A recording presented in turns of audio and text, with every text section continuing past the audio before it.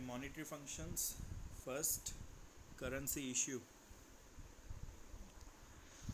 See, Reserve Bank of India has the sole right to issue notes of denominations starting from rupees 2 and above. 2 और 2 रुपये से ज़्यादा के जितने भी नोट्स होंगे उसकी करेंसी इशू करने की पूरी रिस्पॉन्सिबिलिटी आरबीआई की होती है. Currency note of rupee 1 and all currency coin are issued by the Finance Ministry of Government of India. 1 रुपये के नोट और बाकी जितने भी सिक्के होते हैं 1 रुपये वाले 2, 5 या 10 जितने भी सिक्के होते हैं वो फाइनेंस मिनिस्ट्री के पास होते हैं. But the distribution of 1 rupee notes and currency coin is done by the RBI. ठीक है, कितने बनाने हैं और कितना उसका हमें उसका प्रोडक्शन करना है वो फाइनेंस मिनिस्ट्री के हाथ में होता है, लेकिन डिस्ट्रीब्यूशन वो भी आरबीआई से ही होते हैं. 1 रुपये वाले नोट और बाकी के सिक्के भी. Second point, banker to the government. The RBI is a banker, adviser and agent of the central government and of all the state governments. It manages government bonds, government accounts, currency coins and notes of rupee 1 and also provides loans to the government. ठीक है, RBI जो है वो एक तरह से government की bank, government के लिए मुश्किल के टाइम पे बैंकर का काम करती है. ठीक है, जैसे हमें कुछ लोन वगैरह चाहिए होता है हम बैंक्स के पास जाते हैं, वैसे गवर्नमेंट को जब बैंक लोन चाहिए होता है तो वो आरबीआई बैंक की तरफ जाती है. RBI is a banker, adviser and agent of central government और बाकी की सभी स्टेट गवर्नमेंट भी. ये गवर्नमेंट बॉन्ड्स मैनेज करती है, गवर्नमेंट अकाउंट्स मैनेज करती है, करेंसी कॉइन्स कितने चाहिए कितने नहीं, कितने उनको डिस्ट्रीब्यूट करना है, वो सब आरबीआई गवर्नमेंट के लिए काम करती है. और गवर्नमेंट को लोन चाहिए तो वो भी आरबीआई की तरफ से मिलता है. Bankers bank and lander of last resort. The RBI is a banker and regulator of all the scheduled banks in the country. It manages the cash reserves of the banks. जैसा मैंने बताया था कि अगर एक्सिस बैंक के पास ज़्यादा रुपए हैं, एक्स्ट्रा रुपए हैं, तो वो आरबीआई में जाके जमा करके आएगा, उसके बदले में उनको इंटरेस्ट भी मिलेगा. It determines the direction of credit as well as directs the credit policy and rate of interest for all the banks.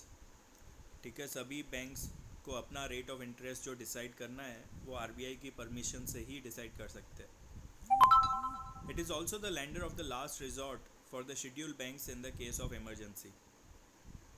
मतलब अगर किसी बैंक में इमरजेंसी आ जाती है, जैसे अभी कुछ महीने से यस बैंक में इमरजेंसी जैसा चल रहा है, कैश का वहाँ पे कमी पड़ती जा रही है, तो आरबीआई जो है वो उसे हेल्प करेगी.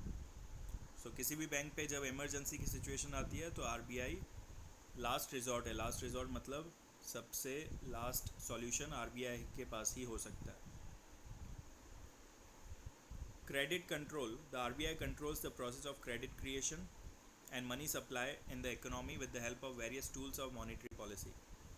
मॉनेटरी पॉलिसी में रेपो रेट आता है, रिवर्स रेपो रेट आता है, उनका यूज़ करके क्रेडिट क्रिएशन और मनी सर्कुलेशन करती है मार्केट में RBI. Fifth, custodian of foreign exchange reserves. जब भी हम इंपोर्ट एक्सपोर्ट करते हैं तो जब हम कोई चीज़ बेचते हैं तो डॉलर में हमारे पास पैसे आते हैं और वो फॉरेन एक्सचेंज रिज़र्व जो है वो पूरा मैनेज आरबीआई को करना होता है. जैसे यहाँ पे अगर टूरिस्ट आते हैं, अमेरिका से अगर कोई टूरिस्ट आया तो अपने डॉलर्स लेके आएगा, फिर यहाँ पे वो बैंक से करेंसी एक्सचेंज करवाएगा. जितनी भी करेंसी डॉलर्स में बैंक को मिली वो बैंक आरबीआई में जाके जमा करवाती है. मतलब पूरा सिस्टम जो है फॉरेन एक्सचेंज का इनडायरेक्टली रिज़र्व बैंक के पास ही जाता है. RBI maintains the value of Indian currency by buying and selling foreign exchange. वो डॉलर्स खरीदती है, डॉलर बेचती है. जैसे अभी डॉलर का रेट कितना 75 रुपीज़ है, तो उन्होंने $1 ख़रीदा, फिर सपोज़ 2-5 दिन के बाद 80 रुपीज़ हो गया, तो वो डॉलर बेच देंगे तो हमें ₹80 मिल जाएंगे, यानी फ़ायदा हो जाएगा ₹5 का। तो इस तरीके से ले बेच चालू रहती है ताकि अपनी इकोनॉमी जो है वो मेंटेन कर सके। तो वो buying and selling foreign exchange चलता रहता है ताकि हम अपनी इकोनॉमी को मेंटेन रख सकें। The RBI is also the custodian of India's reserve of foreign currencies. It also administers foreign exchange reserve by checking the inflow and outflow of foreign exchange. कितना बाहर से पैसा आ रहा है और कितना हमारा रुपया बाहर जा रहा है, इनफ्लो एंड आउटफ्लो दोनों पे नज़र रखती है। चलो बोलो, इन 5 पॉइंट्स में कोई भी डाउट है किसी को भी? सर वो फर्स्ट वाली पॉइंट एक्सप्लेन करो ना, तभी आपकी आवाज़ क्लियर नहीं आ रही थी। देखो, ₹2 वाले और ₹2 से बड़े जितने भी नोट होते हैं, ₹5, ₹10, ₹20 वाला, 50, 100, 200, 500, 2000, ₹2 और ₹2 से ज़्यादा वाले नोट्स सब इश्यू करना, बनाने की जिम्मेदारी किसकी है? आरबीआई की। जो ₹1 नोट है और सिक्के हैं, वो कितने बनाने हैं, कितने प्रोड्यूस करने हैं, उसकी जिम्मेदारी फाइनेंस मिनिस्ट्री की होती है। तो फाइनेंस मिनिस्ट्री बनवा सकती है जितने भी नोट उनको बनवाने हो, ₹1 वाले या जितने भी सिक्के उन्हें बनवाने हो, फाइनेंस मिनिस्ट्री बनवा सकती है, लेकिन डिस्ट्रीब्यूट आरबीआई ही करती है। सारे ₹1 वाले भी, उससे बड़े नोट भी, सिक्के भी, डिस्ट्रीब्यूशन का काम आरबीआई का। ओके, समझ में आया Prerna? Yes sir. Sir yes. Sir इसमें जो थर्ड पॉइंट में जो लास्ट रिजॉर्ट, इस रिजॉर्ट की मीनिंग क्या होगी इसमें? लास्ट रिजॉर्ट मतलब कि आखिरी जो उसको मदद कर सके, कि सब जगह से उसने ट्राई कर ली, कहीं से प्रॉब्लम सॉल्व नहीं हो रही, तो आखिरी जो सॉल्यूशन है, लास्ट में लास्ट, आरबीआई ही उसकी हेल्प कर सकती है। ओके।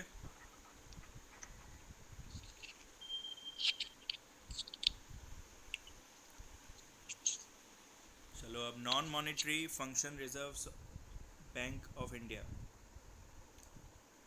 मॉनेटरी का मतलब होता है मनी रिलेटेड, नॉन मॉनेटरी मतलब पैसे के बजाय क्या क्या उसके फंक्शंस है, क्या क्या काम है। पैसे के बजाय भी आरबीआई के काफ़ी सारे काम हैं, वो होते हैं नॉन मॉनेटरी फंक्शंस। फर्स्ट है regulatory and supervisory functions. RBI supervises the functioning of entire financial and money market, which include branch expansion, methods of working of scheduled banks, working of non-banking finance companies, and of cooperative banks. Non-banking finance companies इसको बोलते हैं NBFC, short form इसका होता है NBFC। तो जो schedule banks हैं या नॉन बैंकिंग फाइनेंस कंपनीज़ हैं, वो सब कैसे कामकाज कर रही है? लोगों को ज़्यादा इंटरेस्ट तो नहीं चार्ज कर रही, या तो फिर जो इन्होंने पैसे जमा किए हैं उस पर कितना इंटरेस्ट दे रही है, उसको सुपरवाइज़ करने का काम आरबीआई का है। हर एक बैंक की कितनी ब्रांचेस है, कहाँ कहाँ पे वो ब्रांच अपनी एक्सपांड करते जा रहे हैं,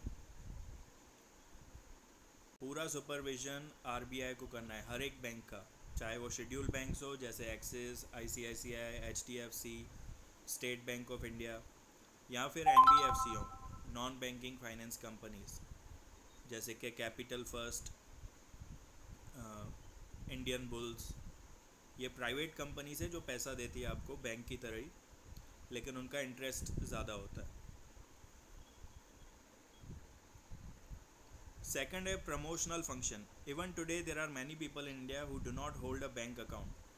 बहुत सारे लोगों के पास बैंक अकाउंट नहीं होता, तो उनको पैसे सेव करने का जो मेथड है वो बहुत अनऑर्गेनाइज्ड होता है। ठीक है, कहीं कहीं पे अपने घर पे सेव करके रखेंगे या कहीं पे बचा के रखेंगे, लेकिन अगर उन्हें मुसीबत के टाइम पे ज़्यादा पैसे चाहिए तो उनको कोई क्रेडिट ही नहीं है, उनको कोई लोन मिल ही नहीं सकता क्योंकि उनके पास अकाउंट ही नहीं है। अकाउंट होगा, उसमें उन्होंने सालों से ट्रांजैक्शन किए होंगे, तो उनकी एक रेप्यूटेशन बनती है, सिबिल बनता है, उसके हिसाब से आपको लोन मिलता है। लेकिन आपने अगर कभी अकाउंट ही नहीं खुलवाया है तो आपका सिबिल बहुत, नया अकाउंट खुलवाओगे तो सिबिल बहुत लो रहता है। सो उन्हें आगे जाके लोन्स वगैरह में मुश्किल हो सकती है, इमरजेंसी के टाइम पे पैसा उनको नहीं मिल पाता है। हैंस और उसके अलावा जब इतने सारे लोगों के बैंक अकाउंट्स नहीं हैं तो कितनी हमारी नेशनल इनकम है वो भी हम कैलकुलेट सही से नहीं कर पाते, क्योंकि लोगों के पास पैसा जो है वो घर में पड़ा है। बैंक में होगा तो हम कैलकुलेशन कर भी सकते हैं पैसे की, लेकिन अगर घर पे होगा तो वो कैलकुलेशन में नहीं आएगा। Hence RBI tries to create banking awareness among people. Banking की अवेयरनेस जो है वो आरबीआई लाने की कोशिश करती है। आपने टीवी में एड्स पे भी देखा होगा, आरबीआई कहता है। अगर आप नेट पे गूगल पे ये सर्च करोगे, आरबीआई कहता है, वो उसका टैगलाइन है। तो अवेयरनेस लाने की ये उसकी टैगलाइन है, और अगर आप सर्च करोगे तो उसके एड्स वगैरह आपको दिखेंगे जिससे वो लोगों में अवेयरनेस लाने की कोशिश करते हैं। तो उनका मकसद क्या है, ज़्यादा से ज़्यादा लोगों को बैंक अकाउंट्स खुलवा के बैंकिंग सिस्टम में उनको कनेक्ट करें।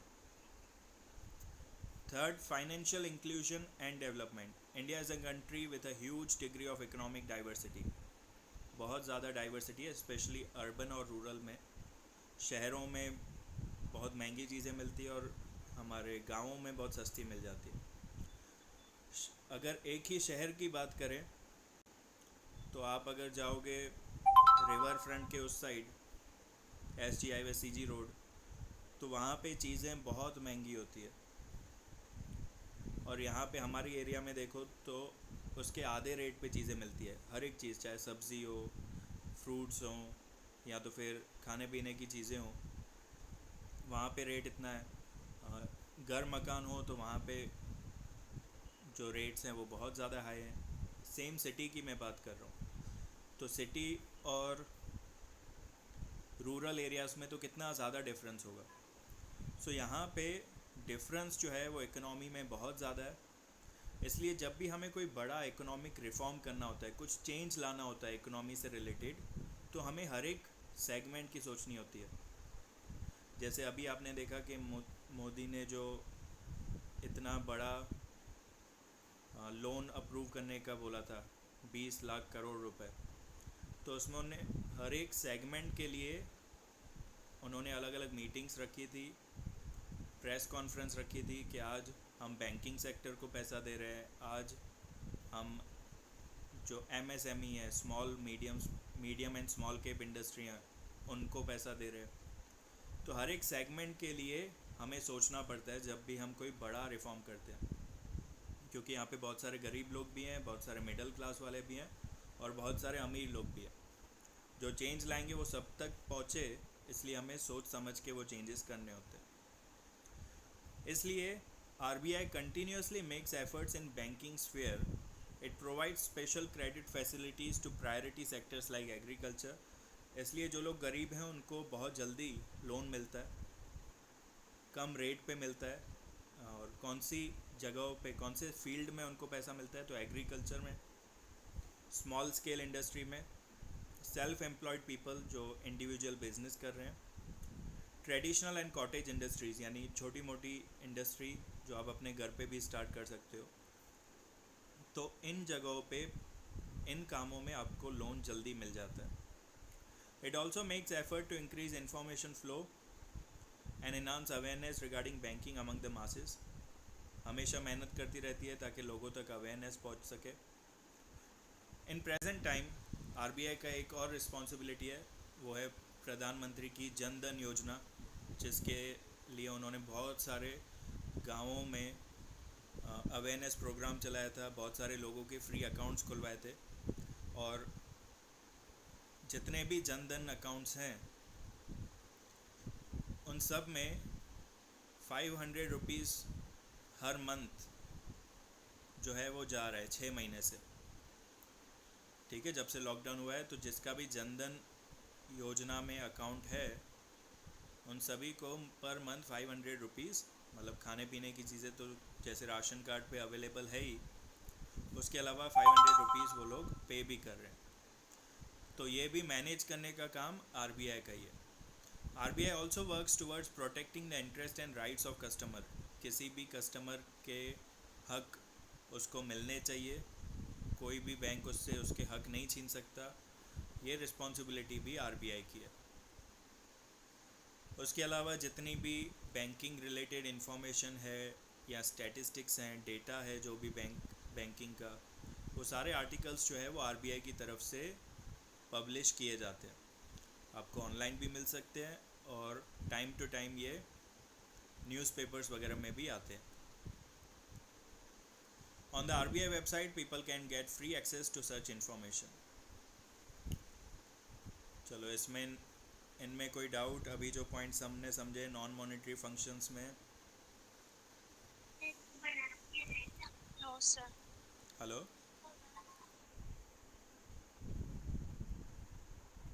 कोई डाउट है किसी को? No sir.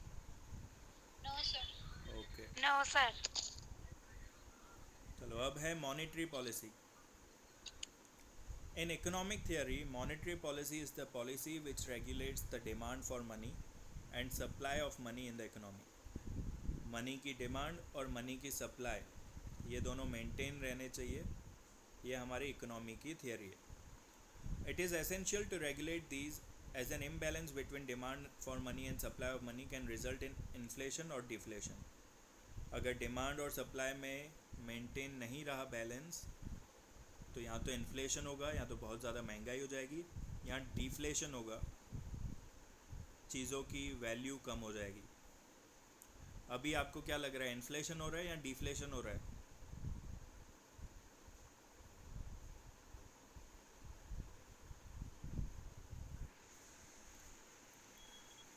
अभी इस टाइम पे इन्फ्लेशन हो रहा है या डिफ्लेशन हो रहा है?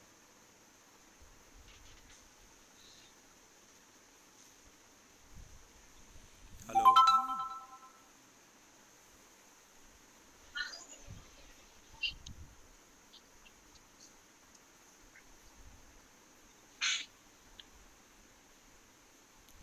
विशाखा,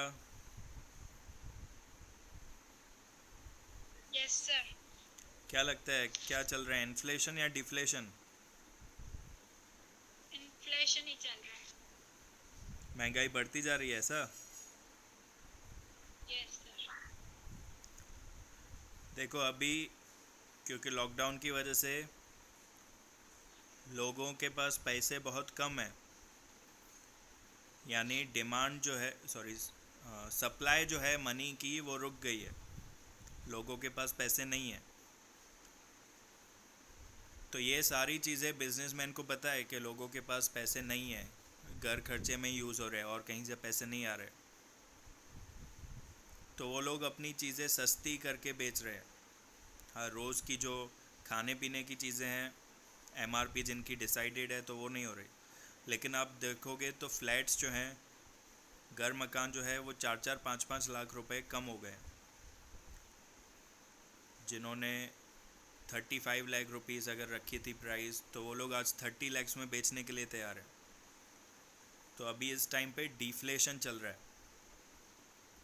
यानी वैल्यू जो है वो चीज़ों की कम होती जा रही है, क्योंकि सप्लाई है ही नहीं मार्केट में पैसे की। जब सप्लाई बढ़ जाती है पैसे की, लोगों के पास पैसा है, तो उनकी डिमांड बढ़ेगी चीज़ों के लिए, चीज़ों के लिए डिमांड बढ़ेगी तो फिर इन्फ्लेशन होगा, महंगाई होगी। आ रहा है समझ में? लेकिन दोनों ही केसेस में, चाहे इन्फ्लेशन हो या डिफ्लेशन, दोनों में ही इकोनॉमी पीछे जाती है, उसको स्टेबल रखना होता है हमें। Hence monetary policy is also known as the one of stabilisation policy. तो हमारी जो मॉनेटरी पॉलिसी है वो यही करती है, चीज़ों को स्टेबलाइज करने की कोशिश करती है। In earlier times the purpose of monetary policy was to regulate the volume of money. पहले उसका काम था, जो वॉल्यूम ऑफ मनी है, अगर हमारे इंडिया में 10 लाख करोड़ रुपए हैं, तो उसको हमें बहुत बढ़ाना नहीं है, उसको कम करना नहीं है, उसको रेगुलेट करते रहना है। जितना भी पैसा है हमारे पूरे इंडिया में उसको रेगुलेट करना है. Second, value of money and nature of money. पैसे की वैल्यू डॉलर के अगेंस्ट मेंटेन करनी है और उसका नेचर जो है वो मेंटेन करना है कि पैसा जो है वो कितनी परचेजिंग पावर क्या है उसकी, वो हमें चीज़ें मेंटेन करनी है. In present times the monetary policy is use for more of credit creation. लेकिन अभी उसका काम क्या है? क्रेडिट क्रिएशन करना. From the viewpoint of economic theory, monetary policy constitutes the conscious steps undertaken by monetary authority which brings about changes in the stock of money. कितना पैसा हमारे पास स्टॉक में है उसमें चेंजेस लाते हैं हम. Source and generation of money, कहाँ से हमारे पास पैसा आएगा. गवर्नमेंट के पास पैसा कहाँ से आता है?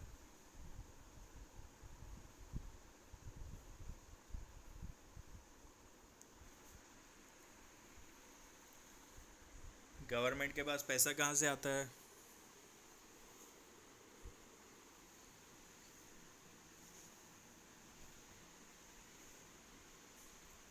हेलो.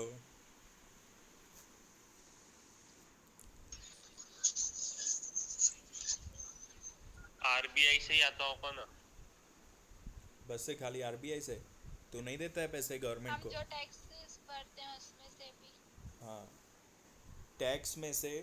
आरबीआई से तो कब लेते हैं? जब उन्हें ज़रूरत पड़ती है. जब गवर्नमेंट के पास पैसों की कमी पड़ जाए तब वो आरबीआई से लेते हैं. और गवर्नमेंट को ज़रूरत पड़ जाए मतलब देश जो है ख़तरे में है, तो गवर्नमेंट ऐसा ही ट्राई करती है कि हमें आरबीआई के पास जाना ना पड़े. अगर आरबीआई के पास जाएगी तो न्यूज़ में आ जाएगा कि मोदी गवर्नमेंट ने आरबीआई से पैसे लिए हैं, लोन लिया है.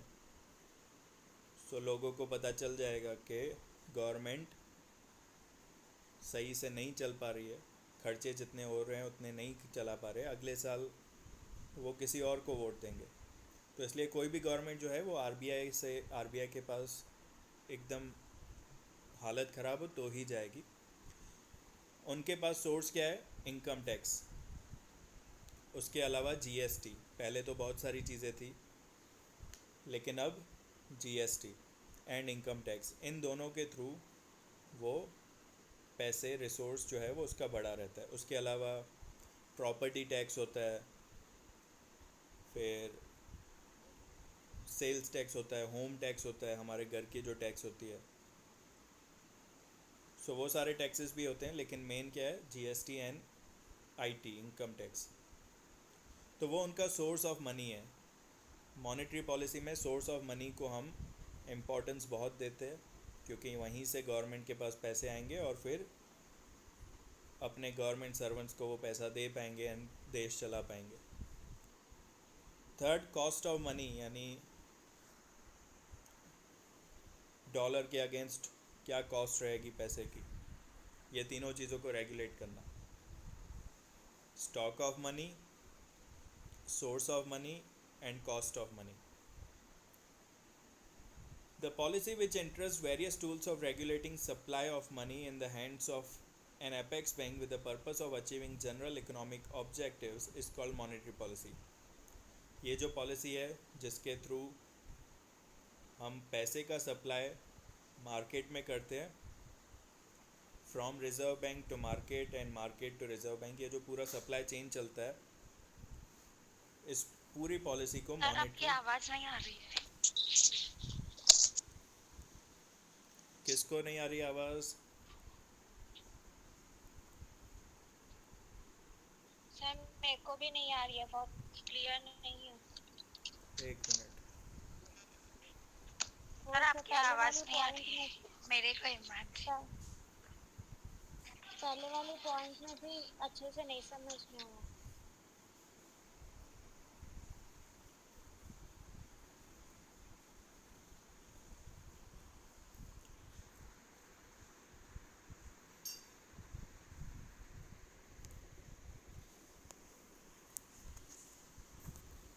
अब आ रही है आवाज़? हेलो. यस सर अभी आ रही है.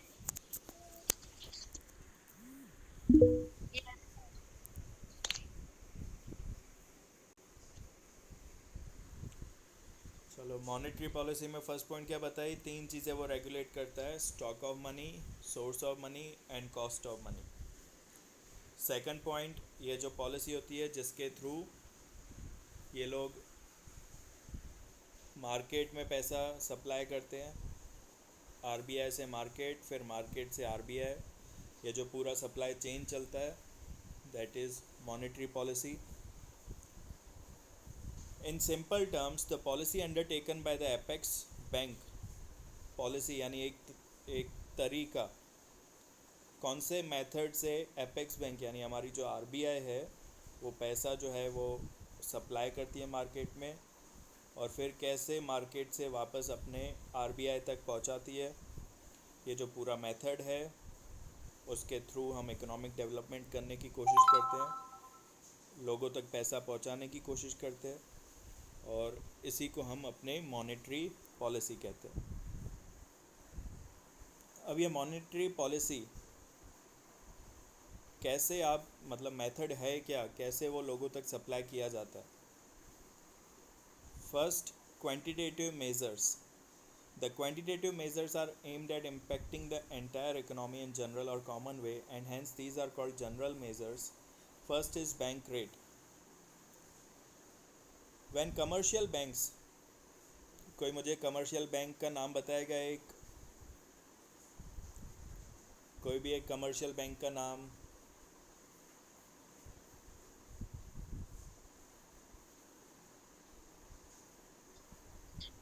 Axis bank, SBI. Yes, they have shortage of funds, मतलब जब इनके पास पैसे की कमी पड़ती है, they borrow from RBI. The rate at which RBI lends to the commercial bank for long term. अब ये लोग जो पैसे देते हैं वो लंबे टाइम के लिए देते हैं, 50 साल के लिए, 100 साल के लिए, ऐसे लंबे टाइम के लिए पैसा देते हैं, और उसका रेट जो हम लगाते हैं, जो इंटरेस्ट रेट होता है, this is known as bank rate. If the bank rate is increased, अगर वो अपना बैंक रेट बढ़ा देते हैं तो क्या एक्सिस बैंक आरबीआई के पास जाएगी पैसे लेने? No sir. क्योंकि महंगा पड़ेगा, उन्होंने अपना इंटरेस्ट रेट बढ़ा दिया है, और इस इंटरेस्ट पे आज तो ले लेंगे लेकिन उसको 50 साल तक बढ़ते रहना है, 100 साल तक वो इंटरेस्ट रेट बढ़ते रहना है, तो वो लॉन्ग टर्म में उनको बहुत नुकसान करेगा। इसलिए कमर्शियल बैंक्स, जब इंटरेस्ट रेट बढ़ता है तो कमर्शियल बैंक्स उनके पास बोरो करने, पैसे लेने के लिए नहीं जाती है, या बहुत कम जाती है। When they borrow lesser amounts at higher rate, अब उन्होंने पैसे कम लिए हैं, और कम तो लिए लेकिन इंटरेस्ट भी ज़्यादा उनको देना पड़ा है, तो जब वो आपको लोन देंगे तब क्या होगा? एक्सिस बैंक ने आरबीआई से पैसा ले लिए, इंटरेस्ट रेट ज़्यादा दे के लिए, अब वो आपको लोन देना चाहती है, तो क्या कम रेट पे देगी? एक्सिस बैंक तो उससे भी ज़्यादा इंटरेस्ट रेट करके देगी ना, जितना आरबीआई ने दिया है उससे भी ज़्यादा इंटरेस्ट करके आप तक पहुंचेगा। तो क्या आप लोन लोगे उस टाइम पे जब आपको ज़्यादा इंटरेस्ट पे मिल रहा है? No sir. तो हम भी लोन लेना कम कर देंगे। अगर हमारे पास लोग लोन कम ले रहे हैं तो लोगों के पास पैसे कम हैं, अगर लोगों के पास पैसे कम है तो क्या वो घर लेने के लिए निकलेंगे कि मैं आज एक फ़्लैट खरीद लेता हूँ या एक BMW ले लेता हूँ? क्या महंगी चीज़ों की डिमांड होगी फिर? नो। तो लोगों के पास पैसे ही नहीं है, तो वो अपनी अपनी रोज़ की चीज़ें ही लेंगे, तो बाकी जो महंगी चीज़ें हैं उनकी डिमांड कम हो जाएगी, सर्कुलेशन ऑफ मनी रुक जाएगी, क्योंकि पैसे हम सिर्फ छोटी छोटी चीज़ों पे दे रहे हैं, बड़ी चीज़ों पे पैसे यूज़ ही नहीं कर रहे हैं। उसकी वजह से मार्केट में सर्कुलेशन ऑफ मनी रुक जाएगा। तो ये पूरा प्रोसेस गवर्नमेंट कब करती है? जब महंगाई बढ़ जाती है, महंगाई बढ़ जाती है तो बैंक रेट बढ़ा दिया जाता है टू कंट्रोल द इन्फ्लेशन, इस महंगाई को रोकने के लिए, ताकि लोगों के पास पैसे कम पहुँचे और वो लोग चीज़ें कम खरीदें। चीज़ें कम खरीदेंगे तो महंगाई भी रुक जाएगी। आया समझ में process? Yes, sir. When the supply Yes. Of money is higher, जब पैसे का सप्लाई ज़्यादा है, डिमांड के कंपेयर में सप्लाई ज़्यादा है, तो इन्फ्लेशन होता है। ठीक है, महंगाई बढ़ती है क्योंकि मार्केट में पैसा है, सप्लाई ज़्यादा है मतलब मार्केट में पैसा है, और पैसा है तो चीज़ों को लेने की कंपटीशन ज़्यादा है, चीज़ें ज़्यादा लोगे तो महंगाई होगी। अभी के टाइम पे मैंने क्या कहा कि सप्लाई कम है, लोगों के पास पैसे नहीं है, डिमांड भी कम है, तो there is a depression. Depression मतलब वो डिफ्लेशन जो था ना, महंगाई जितना होना चाहिए उससे कम होती जा रही है वैल्यू। अच्छा, इसको क्या कहते हैं? डिप्रेशन। यही डिप्रेशन जब सालों तक चलता रहता है तो ये हो जाता है रिसेशन, और रिसेशन की वजह से बहुत सारे लोगों की जॉब चली जाती है क्योंकि बॉस के पास ही पैसे नहीं है, बिजनेस होता ही नहीं है, बॉस के पास पैसे नहीं है तो वो क्यों रखेगा किसी को जॉब पे। सो बहुत सारे लोगों की जॉब चली जाएगी। लोगों की जॉब चली गई तो क्या वो शादी अटेंड करने जाएंगे या शादी अटेंड करने के लिए नए कपड़े खरीदेंगे? जॉब ही नहीं है तो क्या नए कपड़े खरीदेगा कोई? तो जॉब नहीं है तो कपड़े नहीं खरीदेंगे, कपड़े नहीं खरीदेंगे तो कपड़े वालों का बिज़नेस रुक जाएगा। सिर्फ कपड़े वालों का नहीं, हर एक बिज़नेस कम होता जाएगा, तो वो हो जाता है रिसेशन,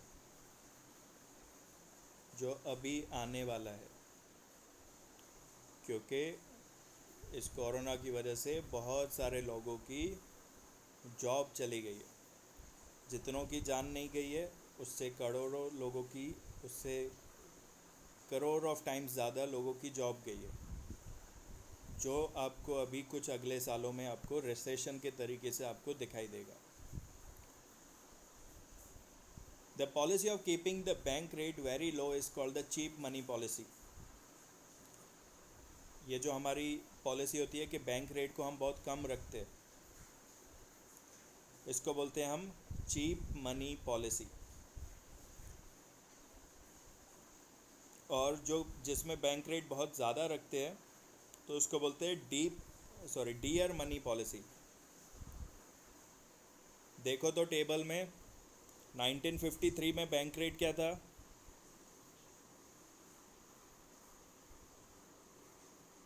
3.5.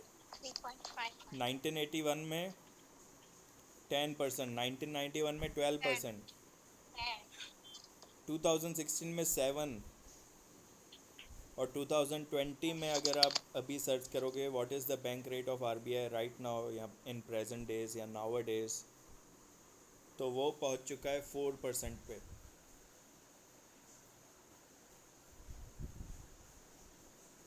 सो इस टाइम पे कौन सा पॉलिसी चल रहा है? चीप मनी पॉलिसी या डियर मनी पॉलिसी?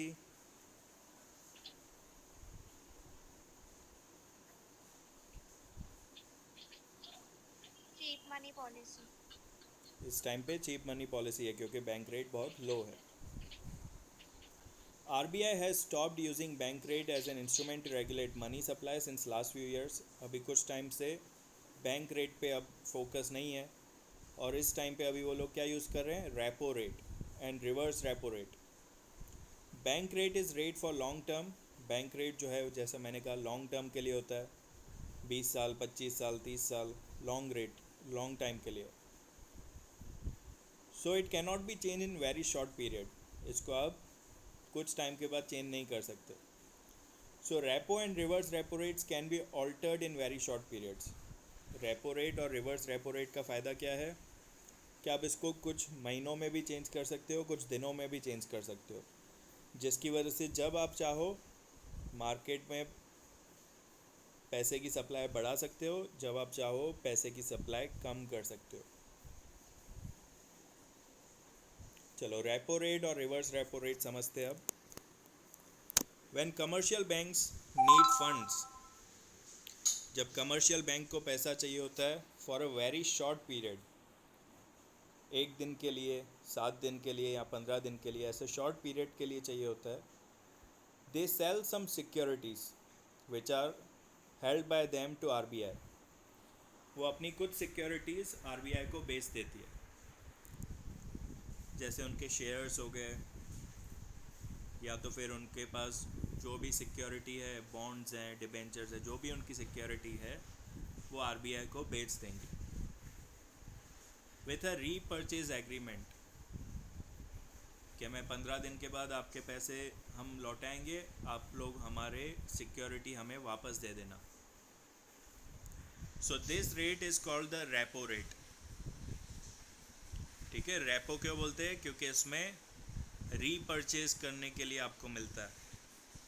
आपने जो चीज़ें बेची है, 15 दिन के लिए आपको उसके लिए पैसे मिलेंगे. 15 दिन के बाद आप पैसे वापस दो, और जो भी आपने सिक्योरिटी सेल कर दी थी वो रीपर्चेज कर दो. Banks sell government security to RBI in order to raise money. ये अपनी सिक्योरिटी क्यों बेचती है? ताकि उनको थोड़े टाइम के लिए पैसे मिल जाए.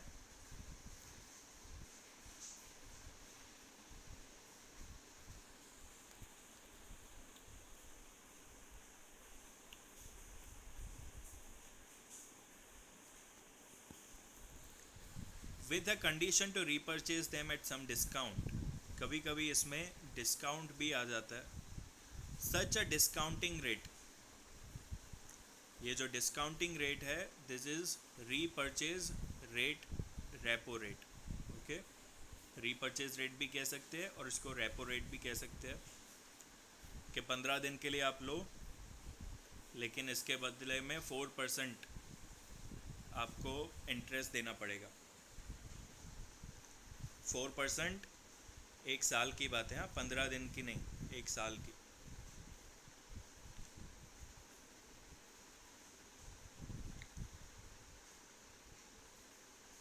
तो अगर पूरे साल का 4% है तो 3 महीने का कितना हुआ?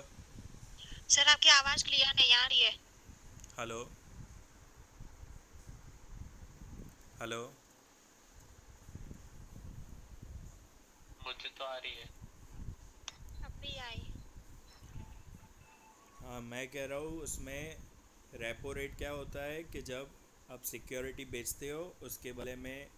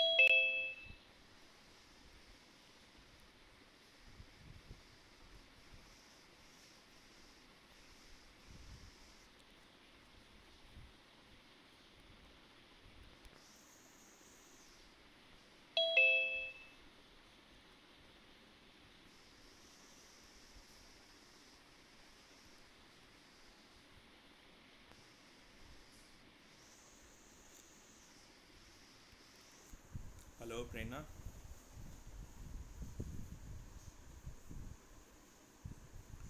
Hello.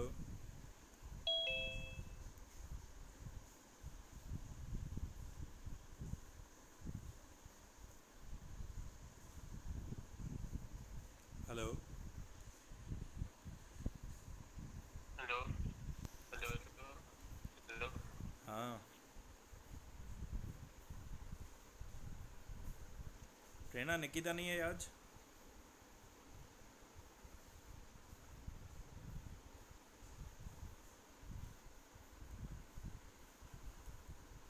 Hello.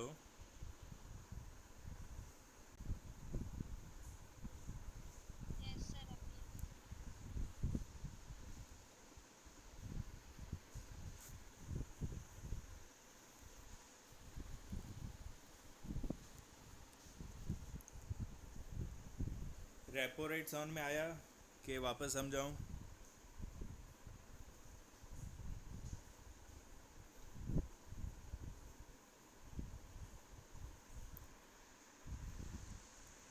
Hello?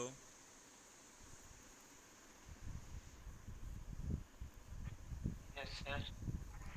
Repo rate समझ में आ गया कि वापस समझाऊं? नहीं समझ में आया। सर लास्ट पैराग्राफ समझाओ ना, अटक गई थी Hindi.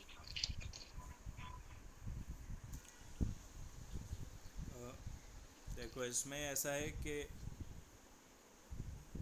In the event of inflation, जब महंगाई बढ़ेगी तो सेंट्रल बैंक रेपो रेट बढ़ा लेती है।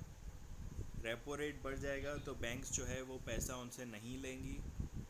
पैसा नहीं लेंगी तो वो अगर लेंगी भी तो हायर इंटरेस्ट रेट पे लेंगी और लोगों को भी हायर इंटरेस्ट रेट पे देंगी। अब लोगों को ज़्यादा इंटरेस्ट पे मिल रहा है तो वो लोग भी पैसे कम उठाएंगे, मतलब मार्केट में सप्लाई कम होगी और इन्फ्लेशन रुक जाएगी। ओके? ओके।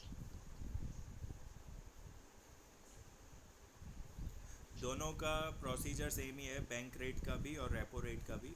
फ़र्क सिर्फ इतना है, बैंक रेट लॉन्ग टर्म के लिए होता है, रेपो रेट शॉर्ट टर्म के लिए होता है।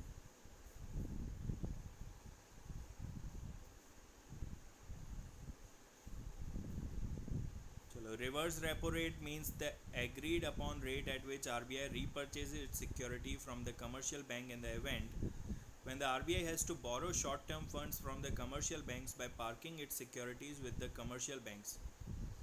ठीक है, कई बार RBI को पैसे की ज़रूरत पड़ती है, समझो किसी और बैंक को देने के लिए या गवर्नमेंट को देने के लिए RBI को अगर पैसे की ज़रूरत पड़ती है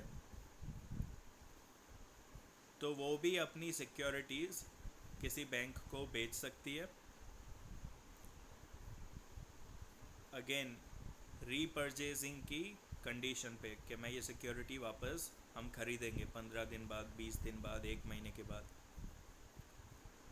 तो RBI अपनी सिक्योरिटीज़ बेच के पैसे रेज़ करती है और इसको बोला जाता है reverse repo rate. Repo rate में क्या होता है, कमर्शियल बैंक्स RBI से पैसे लेती है। रिवर्स रेपो रेट में RBI कमर्शियल बैंक से पैसे लेती है अपनी सिक्योरिटीज़ कुछ टाइम के लिए बेच के, रीपर्चेज करने के लिए। An increase in reverse repo rate, अगर रिवर्स रेपो रेट बढ़ जाता है तो क्या होगा, रिवर्स रेपो रेट अगर बढ़ जाएगा तो सारी बैंक्स जो है वो चाहेंगी कि हम लोग RBI को पैसा दें। वो सब चाहेंगी कि हम RBI को पैसा दें ताकि हमें ज़्यादा इंटरेस्ट मिले। तो वो अपना पूरा पैसा RBI में रखना चाहेंगी। अगर वो अपना पैसा RBI में रखेंगी तो पब्लिक के लिए उनके पास पैसा देने के लिए नहीं होगा, जिसकी वजह से मार्केट में पैसे की सप्लाई रुक जाएगी। मार्केट में पैसे की सप्लाई रुक गई तो इन्फ्लेशन भी रुक जाएगा। चलो, repo and reverse repo rate in past few years. Repo rate 6.5, reverse 5.5 2006 में। मार्च 2010 में 5 एंड 3.5, अप्रैल में 2016 में 6.5 एंड 6, और अभी 4.5 एंड 4 चल रहा है।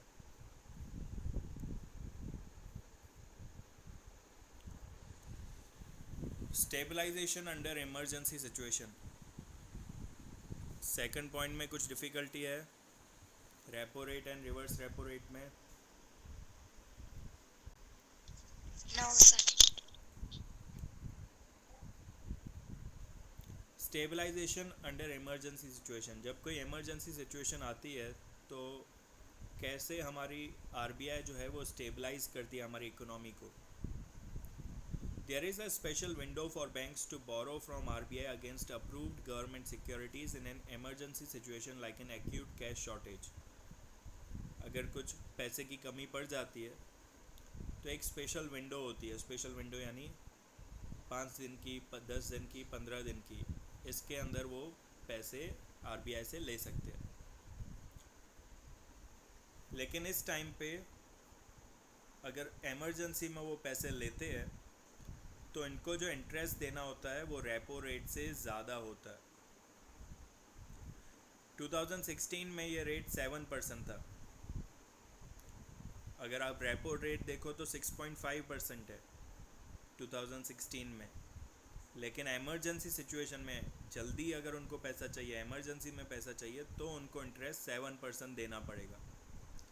This is called marginal standing facility, मतलब कम समय में ही आपको पैसे दे देते हैं, इमरजेंसी में पैसे देते हैं तो उसकी चार्ज एक्स्ट्रा लगती है।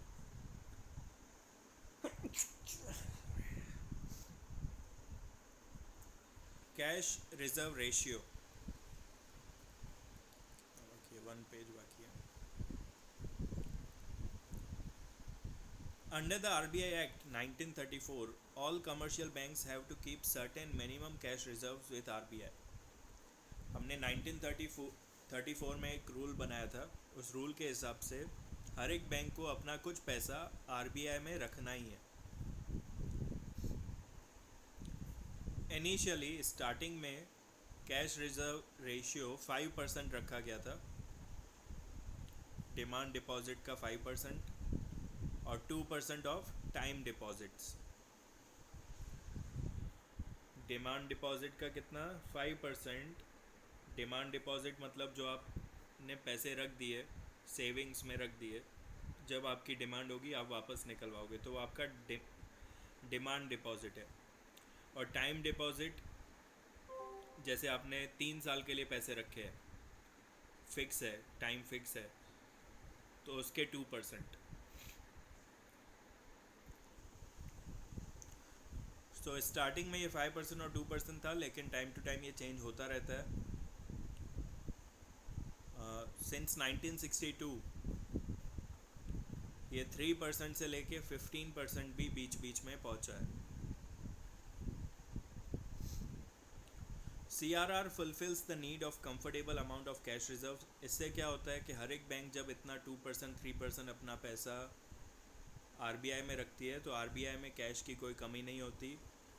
किसी भी जगह पे अगर उनको पैसे की ज़रूरत पड़ती है या किसी बैंक को पैसा देना पड़ता है इमरजेंसी में, तो उसमें उनको फैसिलिटी रहती है ये कि कैश उनके पास पड़ा ही है। उसके अलावा जब आप इतना पैसा कैश में आप आरबीआई में रखते हो तो ये एक महंगाई को कंट्रोल में रखने का ज़रिया भी है, क्योंकि इतना पैसा आरबीआई के पास है यानी वो मार्केट में नहीं है। मार्केट में होगा तो जैसे बताया, मार्केट में पैसा है तो लोगों के पास पैसा है, लोगों के पास पैसा है तो वो ज़्यादा चीज़ें खरीदेंगे। जब सारी बैंक्स, कमर्शियल बैंक्स जो है वो अपना पैसा ये कैश रिज़र्व रेशियो की वजह से अपना 2% 3% पैसा अगर रख देती है बैंक में, आरबीआई में, तो उनको लोन के देने के लिए पैसे कम होते हैं, लिमिटेड होते हैं, जिसकी वजह से मार्केट में पैसे भी लिमिटेड पहुंचते हैं। सो CRR कैश रिज़र्व रेशियो जो है वो कभी कभार हम कम भी कर देते हैं डिफ्लेशन और डिप्रेशन के टाइम पे। चलो तो आज यहाँ तक 4 तक ही रखते हैं। कल ये आपका चैप्टर कंप्लीट हो जाएगा, एक ही पेज है, कल कंप्लीट हो जाएगा। Okay, okay sir. कुछ पूछना है, डाउट है किसी को कुछ? No sir. गुजराती का कोर्स हो गया कंप्लीट?